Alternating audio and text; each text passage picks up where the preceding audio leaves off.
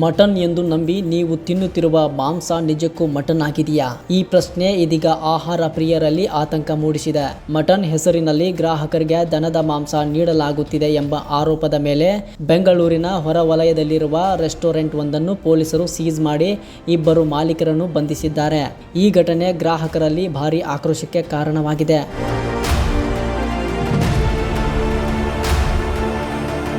ಕುರಿ ಮಾಂಸ ಎಂದು ಹೇಳಿ ಗ್ರಾಹಕರಿಗೆ ದನದ ಮಾಂಸ ನೀಡಿದ ಆರೋಪದ ಮೇಲೆ ಬೆಂಗಳೂರು ಹೊರವಲಯದ ಬೂದಿಗೆರೆ ಕ್ರಾಸ್ ಸಮೀಪದ ಬೊಮ್ಮೇನಹಳ್ಳಿಯಲ್ಲಿರುವ ಕಾಯ್ಲೋರಂ ರೆಸ್ಟೋರೆಂಟ್ಗೆ ಪೊಲೀಸರು ಬೀಗ ಜಡಿದಿದ್ದಾರೆ.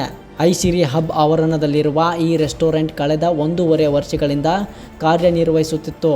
ಕೆಲ ದಿನಗಳ ಹಿಂದೆ ಊಟಕ್ಕೆ ಬಂದಿದ್ದ ಯುವಕರ ತಂಡ ಮಟನ್ ಊಟವನ್ನು ಆರ್ಡರ್ ಮಾಡಿತ್ತು.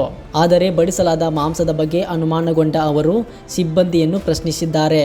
ಸಮರ್ಪಕ ಉತ್ತರ ಸಿಗದ ಹಿನ್ನೆಲೆಯಲ್ಲಿ ಯುವಕರು ತಕ್ಷಣ ಅವಲಹಳ್ಳಿ ಪೊಲೀಸರಿಗೆ ಮಾಹಿತಿ ನೀಡಿದ್ದಾರೆ. ಸ್ಥಳಕ್ಕೆ ಆಗಮಿಸಿದ ಪೊಲೀಸರು ಪರಿಶೀಲನೆ ನಡೆಸಿದ ವೇಳೆ ಮಟನ್ ಎಂದು ನೀಡಲಾಗಿದ್ದ ಮಾಂಸ ದನದ ಮಾಂಸವಾಗಿರುವುದು ಪತ್ತೆಯಾಗಿದೆ. ಪ್ರಕರಣ ಸಂಬಂಧ ರೆಸ್ಟೋರೆಂಟ್ ಮಾಲೀಕರಾದ ಜೀಜು ಮತ್ತು ಸಿಬ್ಬು ಅವರನ್ನು ಪೊಲೀಸರು ಬಂಧಿಸಿ ವಿಚಾರಣೆ ನಡೆಸಿದ್ದಾರೆ.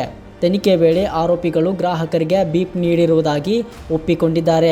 ಇದೇ ವೇಳೆ ಈ ರೆಸ್ಟೋರೆಂಟ್ನಲ್ಲಿ ಮಟನ್ ಎಂದು ನಂಬಿ ಹಲವು ಗ್ರಾಹಕರು ದನದ ಮಾಂಸ ಸೇವಿಸಿರುವ ಸಾಧ್ಯತೆಯೂ ವ್ಯಕ್ತವಾಗಿದೆ. ಹೀಗಾಗಿ ಪ್ರಕರಣದ ವ್ಯಾಪ್ತಿಯನ್ನು ವಿಸ್ತರಿಸಿ ಪೊಲೀಸರು ಹೆಚ್ಚಿನ ತನಿಖೆ ಕೈಗೊಂಡಿದ್ದಾರೆ. ಪ್ರಸ್ತುತ ರೆಸ್ಟೋರೆಂಟ್ ಅನ್ನು ಸೀಸ್ ಮಾಡಲಾಗಿದ್ದು, ಆಹಾರ ಸುರಕ್ಷಾ ನಿಯಮಗಳ ಉಲ್ಲಂಘನೆ ಸೇರಿದಂತೆ ವಿವಿಧ ಆಯಾಮಗಳಲ್ಲಿ ತನಿಖೆ ಮುಂದುವರಿದಿದೆ.